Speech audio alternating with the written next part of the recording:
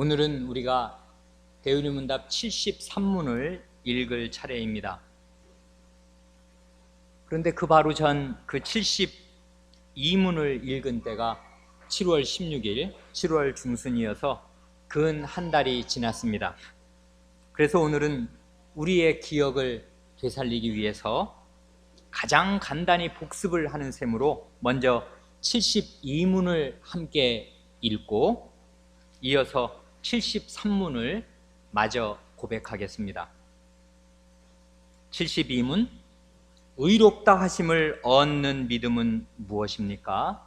답, 의롭다 하심을 얻는 믿음은 성신과 말씀으로서 죄인의 마음에 역사하신 구원의 은혜인데, 이로써 죄인이 자기의 죄와 비참함을 깨닫고 스스로나 다른 피조물로서는 자기의 상실된 형편에서 회복될 수 없음을 깨달아서 복음의 약속의 진리에 동의할 뿐만 아니라 그리스도와 그분의 의를 받고 의지합니다.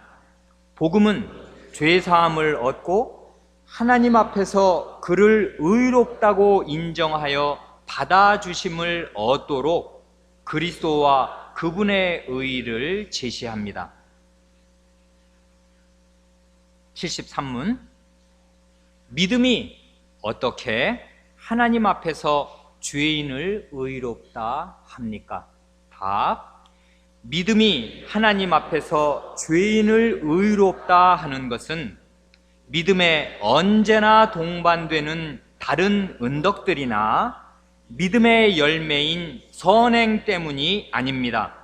또한 마치 믿음의 은혜나 믿음의 무슨 행위가 그에게 전가되어 그가 의롭다 하심을 얻는 것이 아니고 오직 믿음이 그리스도와 그분의 의를 받고 적용하는 수단이기 때문입니다.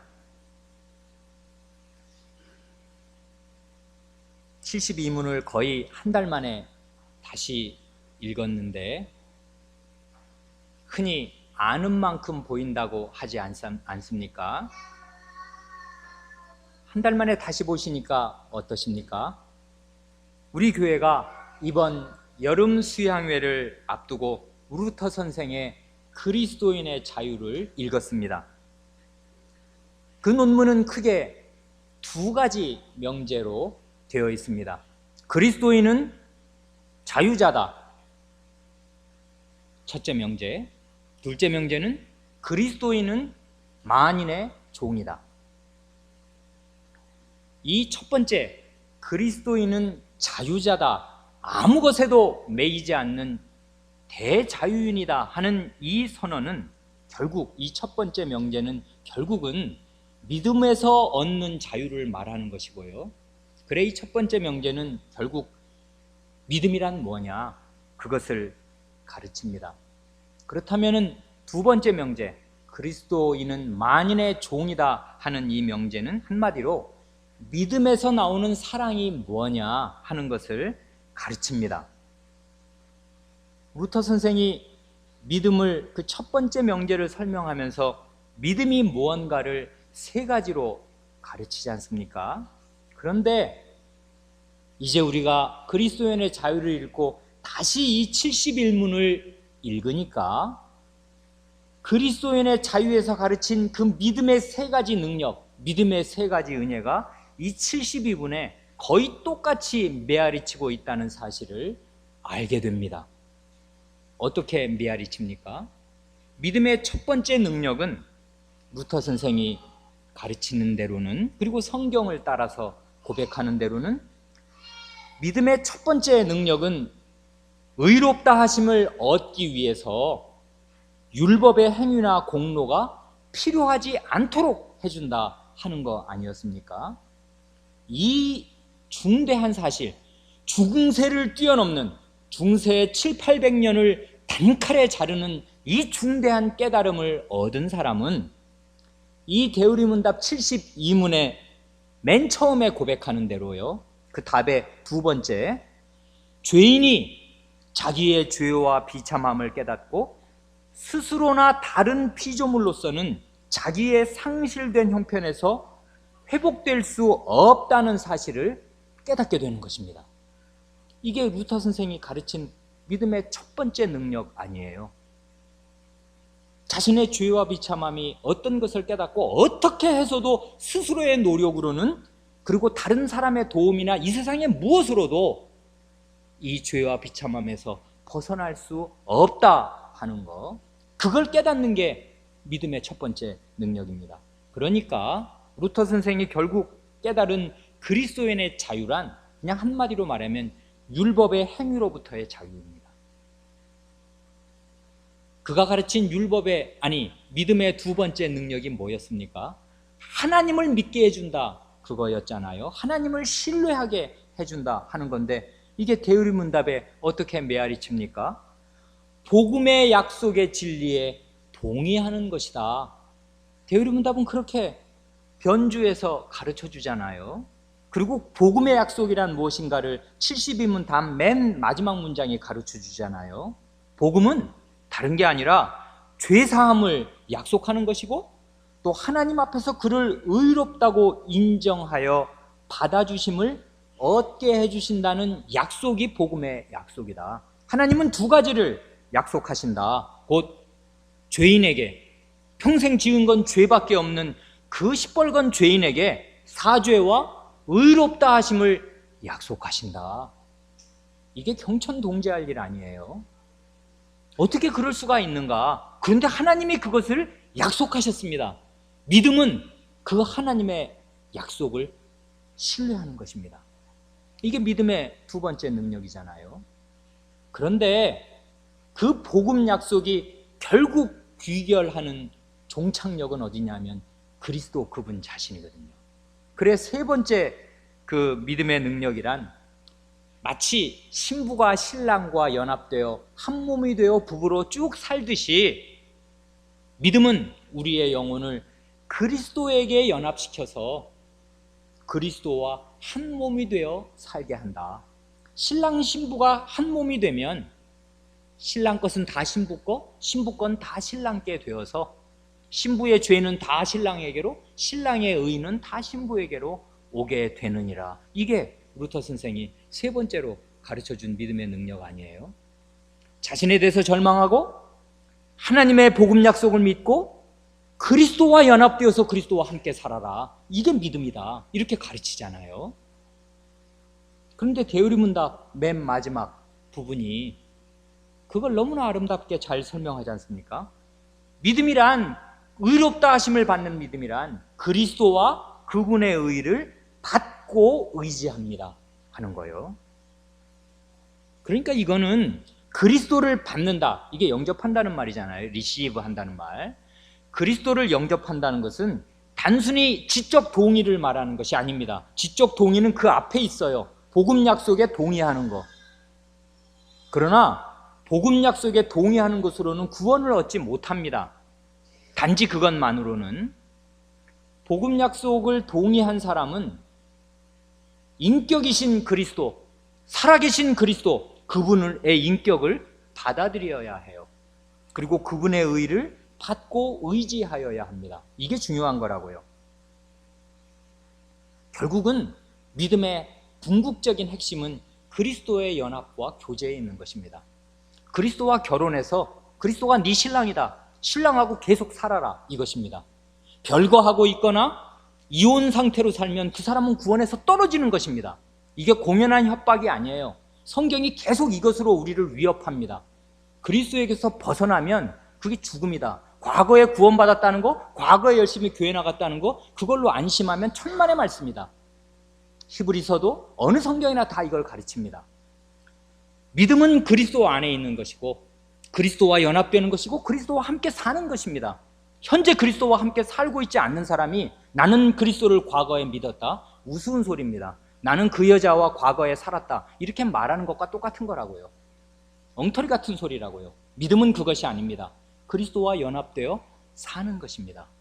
이렇게 믿음을, 중세를 깨뜨린 그 믿음을 루터 선생이 잘 가르쳤는데, 이 루터 선생의 제자요 칼빈 선생의 제자인 이 우리의 선조들, 이 대의문답을 작성한 우리의 그 선조들은 이렇게 믿음을 생생하게 이 세 가지로 잘 고백하였습니다.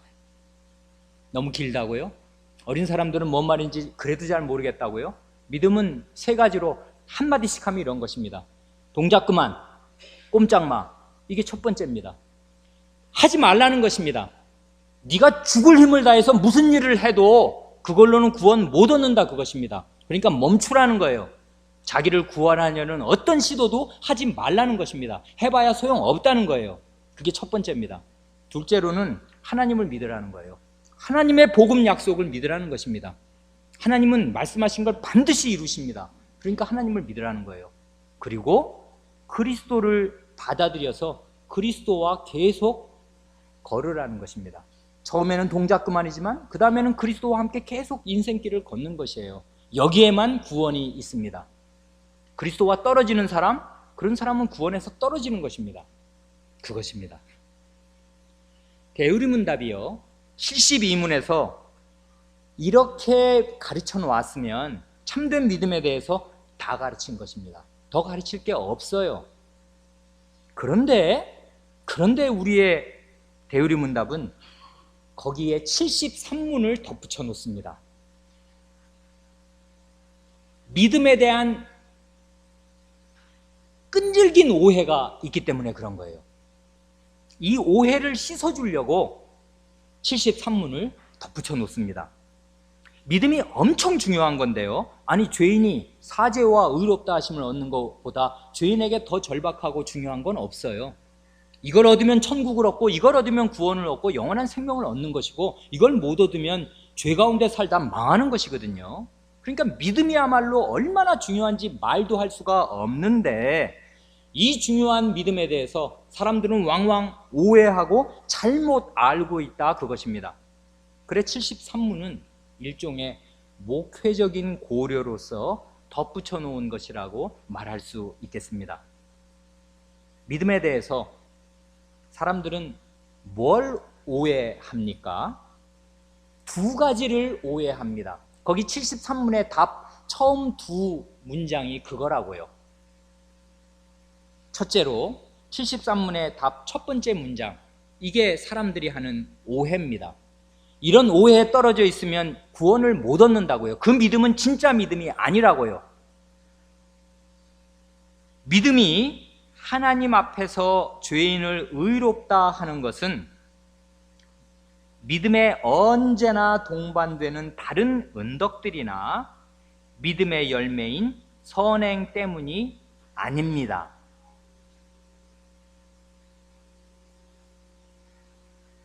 무슨 말인지 마음에 확 들어오십니까? 이해됐든 안 됐든 그 다음 두 번째 오해는 뭐냐 하면 그 다음 문장 앞부분입니다. 마치 믿음의 은혜나 믿음의 무슨 행위가 그에게 전가되어, 이 구를 전자 시집갈 가짜라고 그랬죠. 구르고 굴러서 딴 집에 시집 가듯이 믿음의 은혜나 믿음의 무슨 행위가 그에게 굴러 넘어 들어가서 그의 것이 되어 그가 의롭다 하심을 얻는 것이 아니다 하는 것입니다. 근데 그렇다고 사람들이 왕왕 오해하더라, 그것입니다. 가톨릭 교회는 여전히, 로마 교는 여전히 2000년 내내 이 오해에서 벗어나고 있지 못한 교회입니다. 이 두 가지 오해는 거의 비슷한 것인데요. 이걸 한마디로 그냥 쉽게 말씀드리면 믿음을 인간의 행위로 바꾸어 버리는 것입니다. 그래서 믿음을 공로화하는 것이에요. 인간의 자랑거리로 만들어 버리려는 것입니다. 이런 생각들이 사람 속에 들어있다고요. 암암리에. 그게 아니고, 어린 사람들은 정답이 중요하니까요. 믿음에 대한 바른 이해는 무엇이냐면 그 맨 마지막에 있는 말입니다. 오직 믿음은 뭐냐 하면 그리스도와 그분의 의를 받고 적용하는 수단이다. 이렇게 믿음을 이해하면 바르게 이해하는 것입니다.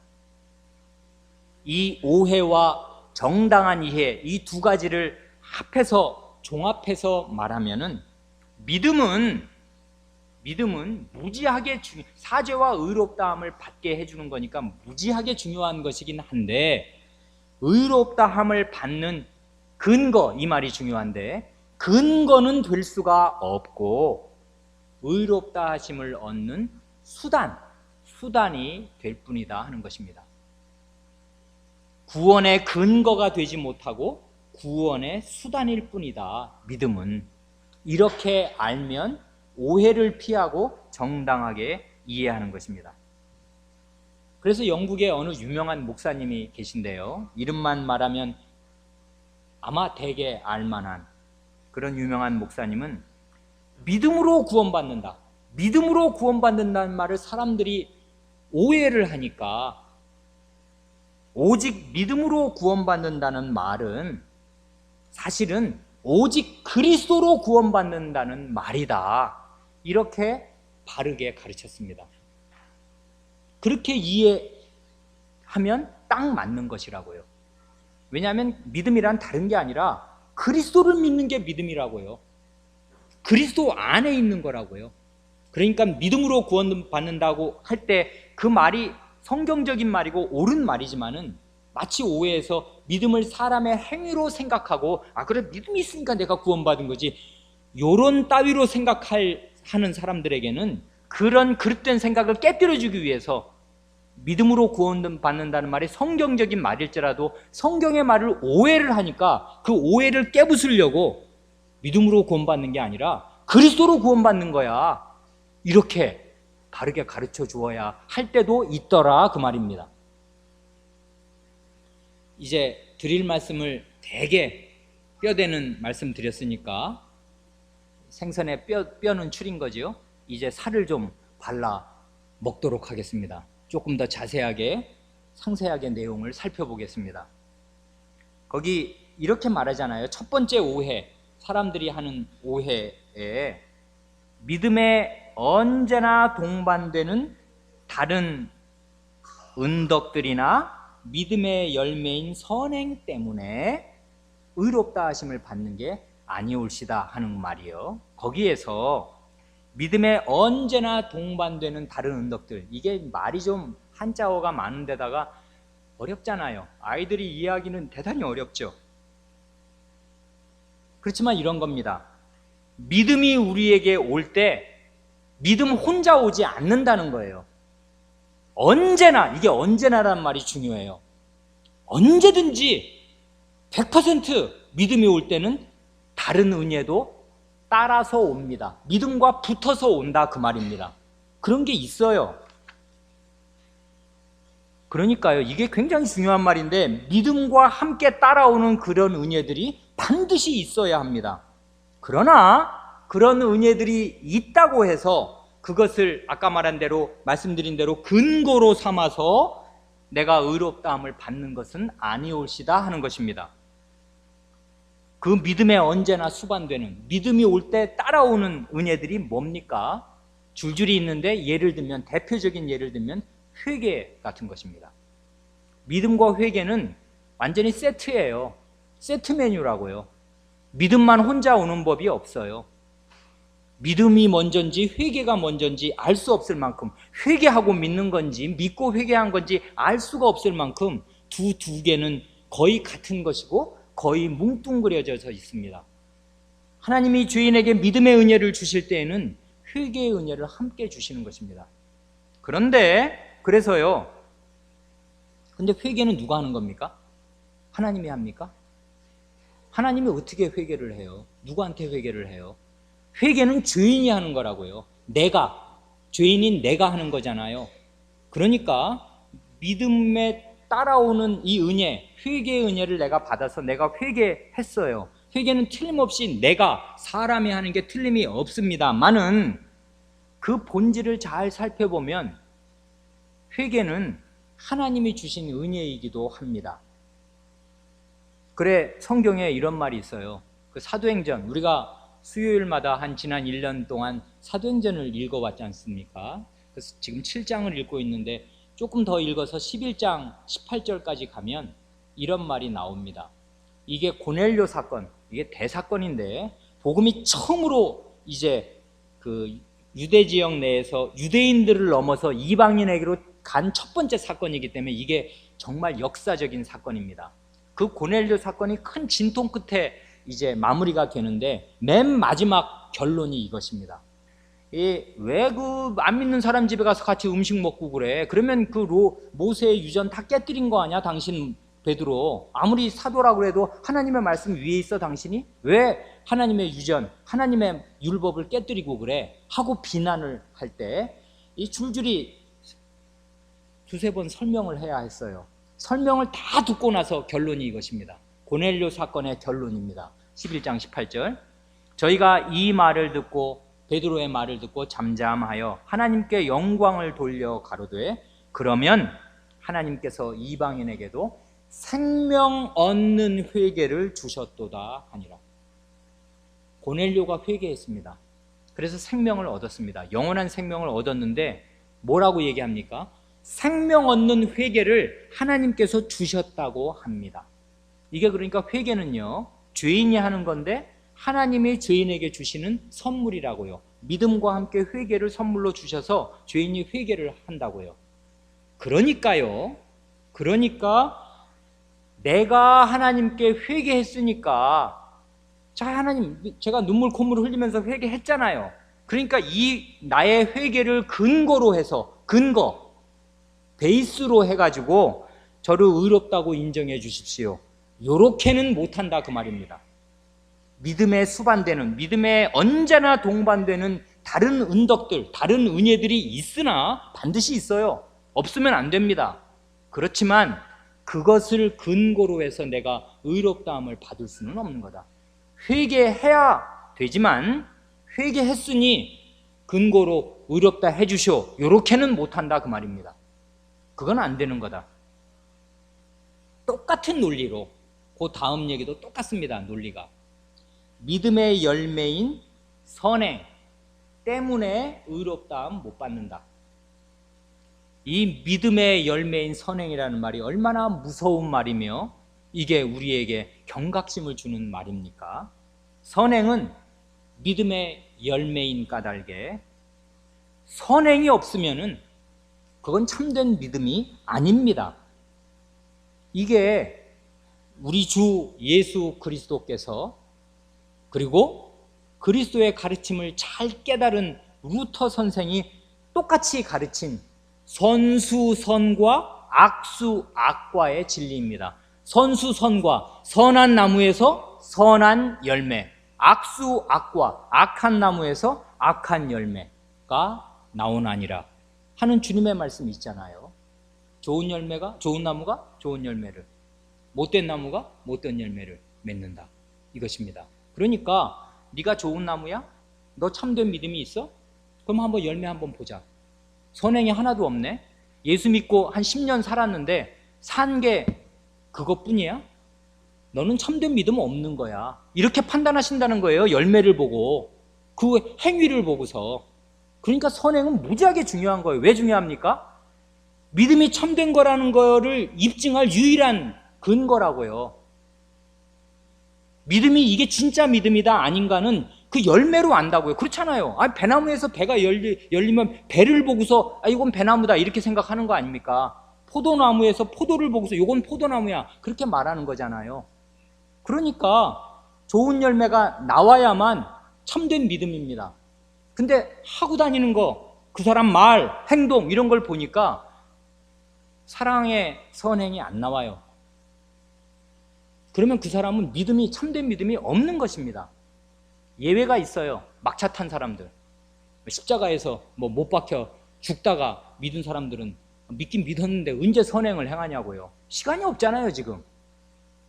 그런 사람은 예외입니다. 예외를 정예로 삼을 수는 없는 거예요. 우리가 그렇게 늘 예외적으로 사는 거 아니지 않습니까? 예수 믿고 지금 우리가 산 지가 언제, 얼마예요? 몇십 년 살잖아요. 그러면 하나님이 기회를 그만큼 주신다고요. 그러면 네가 진짜 참 믿음이 있어? 그러면 열매를 한번 내놔봐, 이렇게 하신단 말이에요. 그러니까요, 이 믿음의 열매인 선행이 무지하게 중요합니다.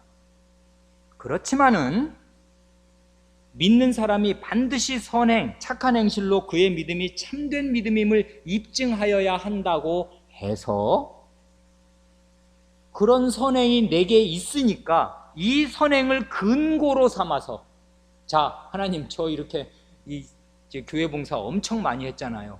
제가 매주 청소한 거 하나님 아시죠? 자, 의롭다고 해주십시오. 이걸 근거로 해서 이렇게는 못한다 그 말입니다. 그게 근거가 될 수가 없다 그 말이에요. 여기서 그걸 말하는 것입니다. 우리는 다 이게 이해가 되고 이게 잘 이해가 될 겁니다. 제가 숙제를 받아보니까 이걸 목사님이 잘 가르쳐 주셔서 우리 교우분들이 잘 이해하고 있어요. 이 진리를. 근데 이거 이해하는 거 쉬운 일이 아닙니다. 로마교 사람들은 이걸 이해를 못해요. 그리고 자기가 뭘 오해하고 있는지도 잘 몰라요. 그게 큰 구원론에 문제가 있는 것입니다. 반펠라기우스주의로 산다고 제가 수양회 때 말씀드렸습니다. 절반이 위태로운 거예요. 그 사람들의 구원론은. 왜냐하면 신인 협력설이거든요. 하나님께서 구원의 은혜를 베풀어 주시는데 내게 은혜를 주시니까, 능력을 주시니까 나도 그 능력을 발휘해야 합작을 해서 구원을 이루게 되는 것이다. 이 사람들이 이렇게 이해를 한다고요.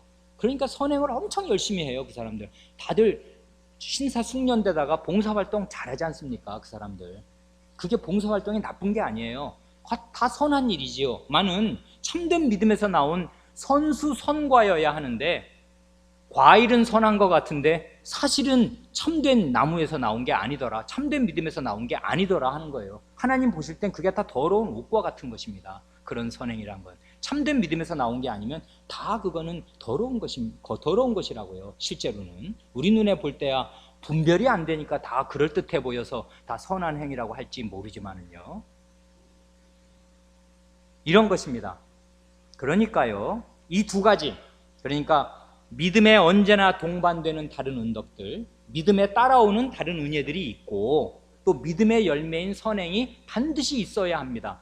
이게 언제나, 그리고 열매라는 면에서 이게 필수라는 걸 뜻하는 거예요. 이게 없으면 안 돼요. 그러나 이것을 근거로 해서 이게 필수라고 해서 이 필수가 있으니까 이제 그걸로 의롭다함을 얻는 것이 아니라 하는 사실을 이렇게 힘주어 강조한다는 것은 뭘 뜻하는 겁니까? 사람들이요, 종종 믿음을 인간의 행위로 오해한다는 사실을 반증하는 것입니다. 믿음은요, 예수 그리스도를 주와 구주로 믿는 사람의 행위입니다. 그렇죠? 한마디로 아까 회개 누가 한다고 그랬습니까? 내가 하지 하나님이 회개합니까?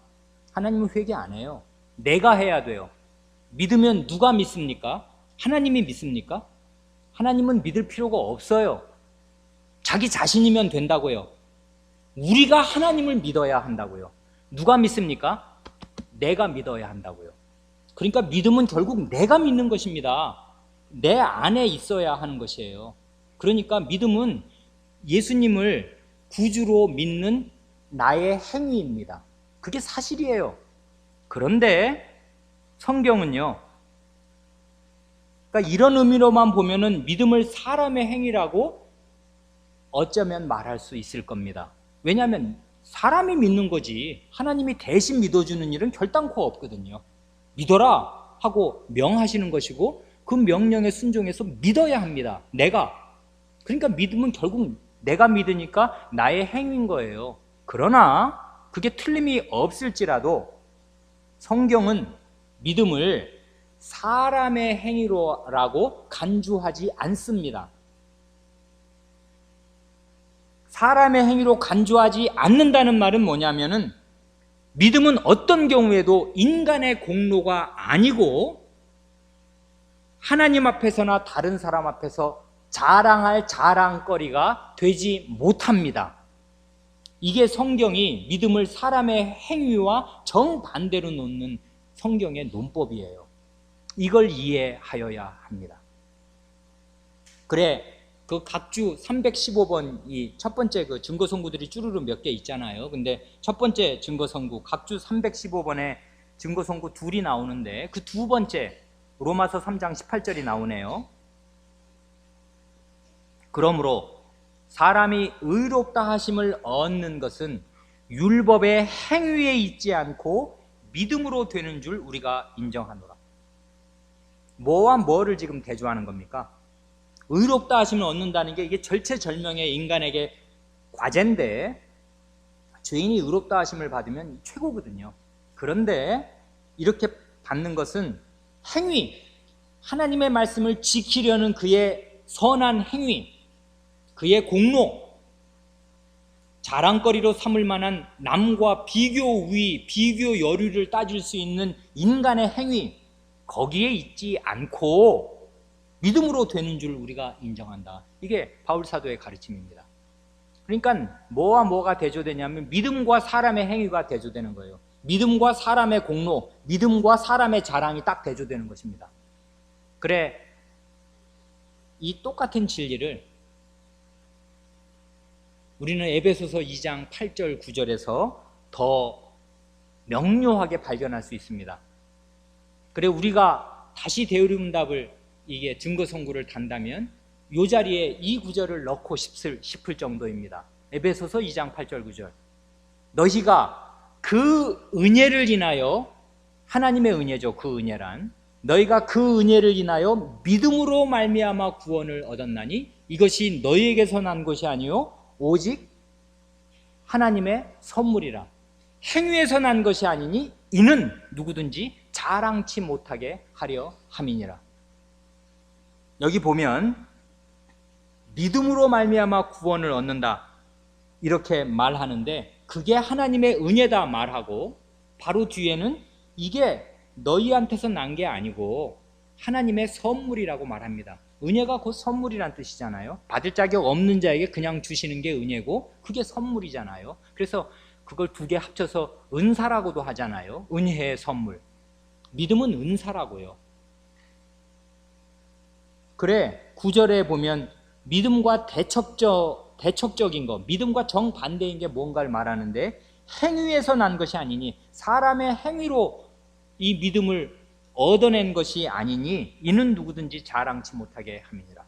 인간의 행위라면 믿음이, 행위가 본질적으로 아닐 수가 없는데 내가 믿는 나의 행위가 반드시 들어가야 하고, 신앙 고백을 해야 구원을 받는 거잖아요. 지가 하는 거지 누가 해요? 대신해 주는 사람은 없단 말이에요. 내가 해야 해요. 나의 행위인데, 나의 행위임에도 내가 자랑할 수 있는 나의 공로가 절대로 못 된다, 그것입니다. 이건 은혜예요. 선물이고, 그리고 나의 행위나 자랑이 못 돼요. 그런 의미에서 성경은, 그런 의미에서 믿음은 사람의 행위가 아니다 그렇게 말하는 것입니다. 오히려 믿음은 죄인 안에서 행하시는 하나님의 선한 행위입니다. 그래서 사람의 마음에 믿음을 불러일으키시는 거예요, 본질적으로 보면. 그러나 결국 그건 신비한 일이니까 나는 어떻게 하나님이 내 속에서 무슨 일을 행하시는지 내가 알고 볼 길이 없는 것이고, 믿으라 할 때 믿어야 하는 것이고, 고백하라 할 때 고백해야 하는 것입니다. 내 행위를 해야 해요. 하지만 그렇게 했으니까 이게 내 자랑이 됐고 공로가 됐고, 너는 안 했으니까 너는 구원 못 받는 거지, 나는 했으니까 구원 받는 거야, 어쩔래 하면서 남들보다 자기를 자랑하거나 더 높이거나 비교 우위에 있다고 생각하거나, 이걸 근거로 해서 하나님께 구원을 따낼 수는 없나니라 하는 것입니다. 그러니까요, 지난번에 한번 말씀드렸는데, 어린 사람들도 이해하기 쉽게 그냥 한 가지 예를 들자면 이런 겁니다. 믿음이란 뭐냐? 태평양, 대서양 혹시 가보셨습니까? 배 타고 한번 이렇게 건너보셨습니까? 배 타고 한 달 가야 됩니다. 옛날 배 같으면. 거기 한가운데 사람이 빠졌습니다. 자, 수영해서 육지로 나올 사람 있겠습니까? 60억 인구를 다 빠뜨려도 한 사람도 못 나옵니다. 태평양 한가운데 빠뜨리면. 안 그렇습니까? 박태원 선수 빠뜨리면 이 사람은 올림픽 금메달리스트니까 수영해서 나오겠습니까? 어림도 없습니다. 배로 한 달을 가야 되는데 무슨 수로 사람이 헤엄을 쳐서 그 바다에서 육지로 살아나온단 말입니까? 불가능한 거라고요. 사람의 힘으로는, 바다에 빠졌을 때 자력으로는 스스로 헤엄쳐서 나올 길은 없는 것이에요. 돌고래면 몰라도 돌고래가 아닌 다음에는 사람은 못 나와요. 자, 그런데 저기 유조선이 지나갑니다. 그런데 선원이 나와서 이렇게 담배 피다가 저 뭐야? 누가 허우적거리네? 저 뭐야? 만원경으로 보고 야, 저 사람이 저 허우적거리네? 하고서 선장한테 얘기해서 배가 가까이 갑니다. 근데 너무 가까이 가면 안 돼요. 왜 그러냐면 큰 배 뒤에는 소용돌이가 일어서 사람이 거기 휩쓸려 들어가면 죽거든요. 그러니까 어느 만큼 가까이 간 다음에 배를 멈추고 그 사람에게 구명 튜브가 달린 구명줄을 던져 주어야 합니다. 그래야 되겠죠? 되게 그렇게 해서 구조하는 거 아닙니까? 그래 그 사람이 허우적거리다가 이제 난 꼭 물 한 2번 먹고 한 번 더 먹으면 이제 물에 가라앉아서 물고기 밥이 되는 찰나인데 백고동 소리가 들리더니 구명 튜브가 나한테 날아왔습니다. 그래 그걸 딱 잡고 배에 탔고 이제 살았다. 한두 번 토하고 이제 육지에 갔습니다. 육지에 가서 이 사람이 하는 말이 이제 이 사람 다 죽은 줄 알고 다 사람들이 몰려들었는데 여러분 제 손의 힘이 말이죠. 얼마나 센지 튜브를 꽉 잡았어요. 그래서 살았다고요. 여러분 손에 나 같은 악력이 있는 사람은 태평양 한가운데 빠져도 삽니다. 손에 힘을 기르세요. 이렇게 말하면 이 사람 뭡니까? 정신병자죠. 어떻게 그게 가능한 말이 되겠습니까? 무슨 자기가 손에 힘이 있다고 구원을 받은 것이겠어요? 목숨이 산 것이겠어요? 그거는 배가 있었기 때문에 산 거고 그 배에서 하나님이 계시고 하나님이 그리스도라는 구명 튜브를 내 앞에 던져주어서 그게 있었으니까 산 거지. 그리고 그걸 잡아야 살지. 안 잡으면 어떡할 거예요? 죽어야지 뭐. 잡아야 합니다. 구명 튜브가 자기 눈앞에까지 왔을 때는 그거 잡으면 산다는 뜻이고 잡아야 합니다. 잡는 게 믿음이라고요. 구명 튜브를 잡는 손, 이게 믿음입니다. 그러니까 잡았으니까 이것 때문에 내가 구원받았다? 그렇게는 말 못하는 거예요. 어느 누구라도. 구명 튜브 던져준 선원이나 배 선장한테 처음부터 끝까지 고맙다고 얘기해야 해요. 근데 사람은 그게 안 돼요.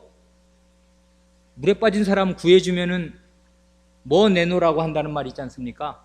그게 속담이 사실입니다. 보따리 내놓으라고. 내 빠지기 전에 보따리 있었는데 그거 어디 갔어? 그거 왜 네가 먹었어? 내놓으라고. 멱살을 잡는다는 게 사람 심보라는 거, 못된 심보라는 거 아니에요. 구원받고 나면 사람들이 생각이 도착이 됩니다. 자기의 믿음을 공로화한다고요. 그리고 믿음이 있으면 그게 마치 남보다 내가 더 나은 사람이 되는 것처럼 그렇게 생각을 한다고요. 그래 안 믿는 사람들을 우습게 여기거나 믿음이 자기보다 적게 보이는 사람을 우습게 여깁니다. 이건 지금 믿음이 뭔지를 모르는 사람이라고요. 근데 사람이 왕왕 이런 도착에 빠진다고요. 그래서 지금 이런 이 대의문답 73문을 덧붙여 놓은 것입니다. 그렇게 하지 말라고. 믿음은 그런 게 아니라고. 당신 공로로 치환할 수 있는 게 아니라고. 믿음은 그런 의미에서는 사람의 행위가 아니라고 말하는 것입니다. 이걸 가르치기 위해서 이단의 역사를 살피면 정말 이 진리가 얼마나 중요한 진리인지 말할 수 없이 중요한 진리입니다. 다 얘기할 수가 없고, 참된 믿음은요, 하나님의 말씀과 그리스도를 믿는 것입니다. 내 안에 있는 어떤 자질이 아니고 내 밖에 계신 하나님, 그분의 복음 약속, 그리고 그 복음 약속의 핵인 그리스도, 그분을 그냥 의지하는 거예요. 이러면 태평양 한가운데 빠져도 사는 것입니다. 오직 그리스도 때문에, 오직 선장과 구명 튜브 때문에, 줄 때문에 사는 것이에요. 내가 붙잡았다고 내 손에 힘 때문에 산 게 아니고요. 던져준 사람이 있고 던져준 분이 있고 그 줄이 있어서 내가 산 거라고요. 살아난 사람은 늘 이렇게 생각하는 것입니다. 그런데요, 사람은요, 믿음을 인간의 자질이나 공로로 생각하고서 믿음이 좋은 사람을 보고서 나도 저런 믿음을 가졌으면 좋겠다 하고 탐심을 품을 수가 있습니다. 성경에요, 믿음을 본받으라는 말이 있는 것도 사실입니다. 그런데 자칫 잘못하면 본받는, 좋은 뜻에서 믿음을 본받는 데서 지나쳐서 믿음이 탐심의 대상이 될 수가 있어요. 그 사람은 믿음을 오해하고서, 어떤 사람이 믿음이 엄청 좋아 보여요. 나도 그런 믿음을 가지면 이 교회에서 인정과 칭찬을 받을 수 있겠다고 생각을 해서 그런 믿음을 갖기를 원하는 것입니다. 그런 사람이 있었습니까? 없었습니까? 있었습니다. 누굽니까? 아나니아와 삽비라입니다. 이 사람은요, 옆에 바나바라는 믿음이 좋은 사람이 있었거든요. 이 사람은 사도라고 불리는 사람입니다. 바울 사도와 쌍벽을 이루는 사람이었습니다. 오히려 바울 사도의 훨씬 선배입니다. 이분이 구브로 섬, 키프로스 섬 출신인데 큰 밭이 아마 있었을 겁니다. 그 전 재산이에요, 사실은. 옛날에는 부동산이, 땅이, 지금 옛날에는 아파트가 어디 있습니까? 땅이라고요, 재산은. 그걸 팔았어요. 그래서 교회에 다 바쳤습니다. 그리고 그걸 가난한 사람을 나눠줬어요. 그리고 그 사람 이름이 위로의 아들이에요. 교회에서 하도 이 사람 성품이 좋아요. 그리고 그냥 어려운 사람 보면은 그냥 못 봐요. 그래서 그냥 도와주려고 해요. 자기 재산 다 팔아서 도와주네요. 사도의 발 앞에 딱 갖다 맡겨놓고 사도들이 알아서 쓰시라 합니다. 그러니까 교회 사람들이, 야, 저분은 위로의 아들이야. 누구의 아들? 그러면 그게 다 그거라는 뜻이잖아요. 저분은 그냥 위로 그 자체야. 걸어다니는 위로야. 뭐 이런 겁니다. 그분의 별명, 그분의 이름이. 그러니까 멋있는데? 이렇게 생각을 한 것입니다. 그래, 자기도 밭이 있어서 그걸 팔았다고요. 그리고 팔아서 상당액을 바쳤습니다. 여러분 가운데 그렇게 하신 분 많습니까? 아파트 팔아가지고 뭐 40%인지 절반이든지 교회에 바친 분들 우리 가운데 많습니까? 별로 없잖아요. 그렇게 못하는 거라고요. 그거 보통 믿음이 아니라고요. 헌신이 아니라고요. 그렇게 했어요. 근데 그 사람이 뭘 가지고 한 겁니까? 믿음을 탐낸 거예요. 자기가 믿는 믿음, 자기가 하나님이 누구신 줄 알고 하나님이 어떤 은혜를 주신 줄을 알고 그 믿음을 따라서 사랑으로 선행을 해야 하는 건데 그런 믿음은 별로 없어요. 그런데 남들이 그런 큰 믿음을 발휘하는 걸 보니까 나도 저렇게 되고 싶고 저렇게 되어서 받는 그 칭찬과 인정을 받고 싶어요. 그래서 흉내를 내본 겁니다. 그러다가 부부가 몰사했다고요.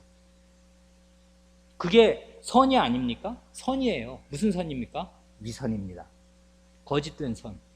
그 사람 바친 그 헌금은 무슨 나쁜 돈입니까? 액면가 그대로 있다고요. 교회를 위해서 쓸 수가 있어요. 좋은 거죠. 그러나 그 사람 자신에게는 아무 도움이 안 되는 겁니다. 그런 게 위선은. 그러니까요, 믿음은 하나님을 믿고 그리스도를 믿는 것이고 그걸 믿으면 하나님과 그리스도의 사랑을 마음에 깨닫게 됩니다.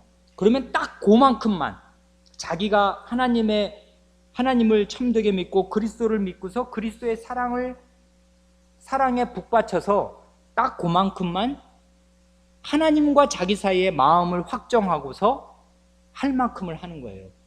모든 교회의 봉사와 모든 헌상은 이것이 원칙입니다. 이렇게 하여야 합니다. 오늘 아침에 예배당 청소에 관해서 하기 어려운 광고를 했지요. 제가 아마 이 교회 강단에서 한지 두 번째인지 첫 번째인지 한 것 같은데 다시는 이런 광고를 하고 싶지 않습니다만은 했습니다. 아주 조심스럽게 설교를 준비하는 것보다 그거와 거의 비슷하게 어려운 마음을 가지고 했습니다. 교회의 모든 봉사는 결코 억지로나 위선의 마음으로 해서는 안 됩니다. 믿음에서 나오는 사랑의 열매, 감사의 열매여야만 합니다. 그렇게 되면은요, 수고를 넘치도록 하고도 전혀 공로의식이 생기지 않습니다. 왜냐고요? 내게 건강을 주시고 내게 시간을 주시고 형제 자매를 섬길 마음과 이런 기회를 주셔서 이렇게 하루 나와서 청소를 할 수 있게 되니 이게 얼마나 감사한 일이냐. 하나님께 참 감사하다. 내가 지금 중병에 들리면 그런 거 못하는 거 아니에요? 하고 싶어도.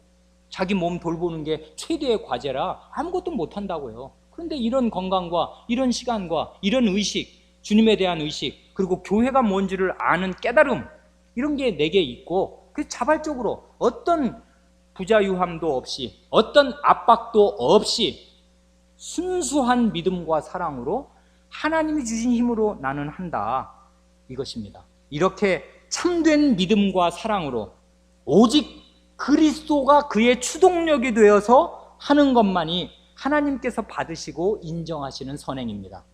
그리스도 때문에 받으시는 거예요.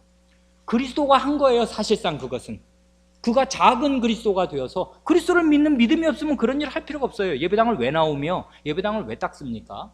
그리스도, 여러분 가서 절집 청소해 줍니까? 그런 일 안 하잖아요. 내가 그리스도인이니까, 이게 예배 드리는 곳이니까 내가 치워야지. 할 수 있는 시간과 마음이 있으니까. 그렇게 하면 그게 믿음 때문에 하는 거고 사랑 때문에 하는 거잖아요. 그러니까 그리스도 때문에 하는 거라고요. 그래서 그리스도가 한 것과 똑같아요. 그럼 하나님이 작은 그리스도가 한 것이다 하고 받아주십니다. 그런데요, 청소인이 점점 줄어들었습니다. 이제 연로하셔서 은퇴하신 분도 있고, 이사를 가서 너무 집이 멀어져서 못 오는 사람도 생겼고, 임신 출산 때문에 못 오는 사람도 생기고, 등등등의 여러 가지 이유로 청소년이 줄어들었습니다. 남은 사람들이 자기들 얼굴을 서로 볼 때, 야, 이거 내가 빠지면 그나마 이 몇 사람이 이걸 다 해야 되는데, 내가 빠지면 다른 사람에게 그 많은 부담이 이제는 막 몇십 %씩 부담이 가중되게 되니까 어떡하냐?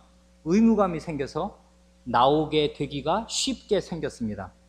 그래, 이런 걱정스러운 상황이 되는 것을 목사로서 보고 제가 재직회에 말씀을 드렸고 시간을 바꾸기로 하였습니다. 이럴 때 이런 상황 앞에서 교회와 목사는 일종의 위기, 기로에 서는 것입니다. 무슨 기로입니까? 믿음의 길로 갈 것이냐, 아니면 위선을 부추길 것이냐 하는 기로에 서게 되는 것입니다. 위선이 말하니까 위선 그러면 다 나쁜 말 같지만, 사람의 자연적인 선의지에 호소하는 거, 그게 다 위선이라고요. 교회의 일은 결코 그렇게 하는 것이 아닙니다. 사람의 자연적인 선의지에 호소해서 하는 게 아니에요. 그렇게 하려고 치면 우리들은 초등학생만도 못한 거예요. 요즘에 초등학생은 제가 어떻게 하는 건지 잘 모르겠습니다만은 제 옛날 얘기만 생각해서 그런데, 요즘 초등학생 학교에서 청소합니까? 안 합니까? 합니까? 대개 초중고생들 고학년 이상 되면 학교에서 청소하잖아요. 자기가 배운 터전을 자기가 청소하는 거 너무나 당연한 거지. 안 그렇습니까? 우리가 쓰는 거 여기 쓰레기 막 널려 다니고 먼지 돌돌 말려 다니고 그러면 어떻게 단정하게 예배 드리겠어요? 그러니까 당연히 예배 드리는 사람은 예배 드리는 공간을 자기가 치우는 거 순번이라도 짜서, 왜 청소당번 다 있잖아요. 1분단, 2분단, 3분단 나눠서 하는 것식으로 초등학생 때부터 우리는 다 청소해봤고 고등학교 졸업할 때까지 청소하고 살았고 다 하는 것입니다. 안 믿는 사람도, 하물며 믿는 사람이 왜 그걸 안 한단 말입니까? 1년에 한 번이라도 와서 해야 당연한 거지. 이렇게 말하면 이게 인간의 선의지에 호소하는 거라고요. 의무감에 호소하는 거라고요. 교회는 그렇게 하는 거 아닙니다. 교회는 그렇게 안 합니다. 왜 안 합니까? 하나님의 말씀, 그리스도의 복음을 가르치고 또 가르치는 것입니다. 오직 복음만. 그래, 믿음이 생기도록. 그리스도가 누구냐? 하나님이 어떤 분이냐? 도대체 하나님이 나를 위해서 뭘 해줬냐? 그리스도가 나를 위해서 뭐가 돼줬냐? 그거를 배우고 또 배우는 거예요. 사무치도록 배우는 것입니다. 그래, 그리스도를 믿는 믿음이 자기 마음에 자리 잡을 때 그리스도에 대한 사랑이 자기 마음을 움직이는 것이에요. 그리스도는 왕인데 종으로서 제자들의 발을 씻겨서, 이게 쇼한 게 아닙니다. 그리스도는 평생 그 심정으로 살았고 그 심정으로 십자가에 달린 거예요. 십자가에 달린 거는 그의 종된 것의 절정으로서 한 것뿐입니다. 평생을 그는 우리의 발을 닦는 심정으로 사신 것입니다. 여러 번 말씀드렸는데, 그리스도가 병자를 낫게 한 게 능력의 발산이 아니라고요. 이사야서 53장을 따르면 병자의 짐을 자기가 진 것입니다. 문둥병자, 여러분 문둥병자 고쳐줄 능력을 발휘해서 야 놔라 이렇게 한 것이 아니라고요. 그 더럽고 진물 나는 그 병 다 내게로 가져오너라.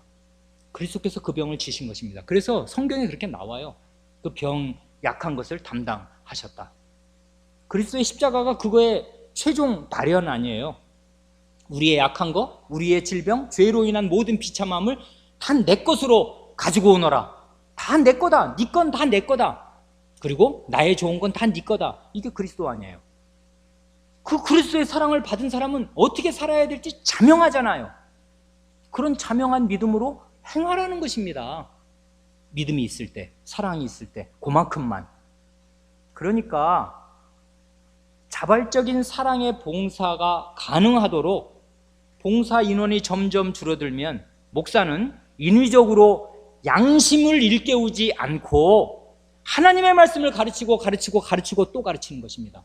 복음을 믿도록, 그리스도의 사랑을 깨닫도록. 그래서 아주 작은 거, 그냥 휴지 하나라도 믿음과 사랑으로 죽도록 그렇게 가르치는 게 참 교회입니다. 여러분 자녀 교육도 똑같습니다. 잘 믿는다는 사람들, 개혁교회 교인들이 자녀를 바리새인으로 기릅니다. 야, 너는 장로의 아들인데 예배 시간에 졸면 어떡하냐? 아버지 체면이 뭐가 되냐?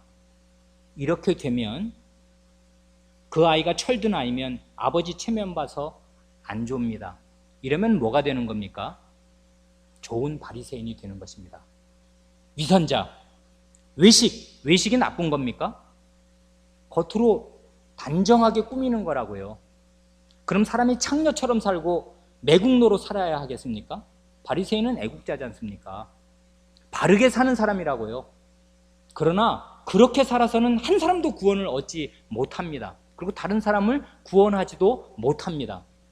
바리새인의 위선으로는. 참된 믿음이 있어야 한다고요. 그러니까 다 큰 아이가 혹은 잘하는 아이가 예배 시간에 졸고 헛짓하는 걸 보면 부모 마음이 찢어지지만은 너는 장로의 아들이고 너는 신학생의 아들이고 너는 목사의 아들이고 너는 누구고 너는 누구니까 그래서 쓰겠냐 이렇게 말 안 하는 것이에요. 참고 보는 것입니다. 그리고 뭘 가르칩니까? 하나님의 말씀을 계속 가르치는 거예요. 그 죄인에게, 그 어린 죄인에게 하나님의 말씀을 가르치고 또 가르치는 것입니다. 성신을 의지해서 성신께서 그 아이의 마음에 역사해 주시기만을 바라면서 이 말씀을 가르치고 또 가르치고 나중에는 귀를 막고 안 들으면 나라도 그 말씀 믿는 대로 사는 것입니다. 이게 부모가 갈 길입니다. 이렇게 자식을 길러야 믿음대로 기르는 것입니다.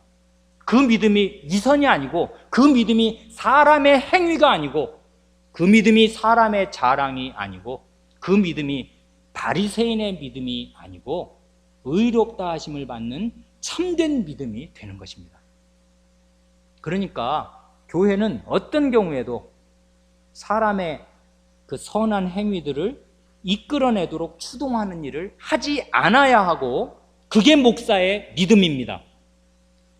그 가냘프게 보이는 씨앗 같은 하나님 말씀의 능력이 언젠가 발휘되는 날 원자폭탄 같은 그런 사랑과 믿음이 터져 나오리라 하는 것을 믿고서 하나님 말씀만 믿고서 하나님 말씀만 가르치는 것이에요.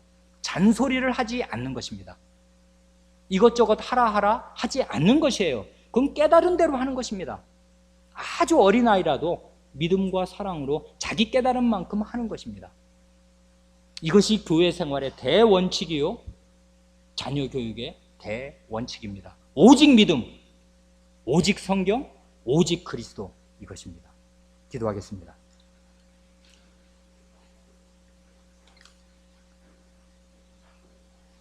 하나님 아버지, 저희에게 보배로운 믿음을 선물로 주시고 이 믿음으로 저희의 그 붉은 죄들, 그 두렵고 무서운 죄들을 다 씻어주시고 이 믿음으로 저희를 의롭다 하시오니 이렇게 보배로운 믿음을 죄인인 저희 마음에 성신으로 넣어주신 하나님 아버지와 우리 주 예수 그리스도께와 성신님께 찬송과 감사를 드리옵니다. 주님, 저희가 믿음으로 구원을 얻었으니 믿음으로 살게 하시옵소서.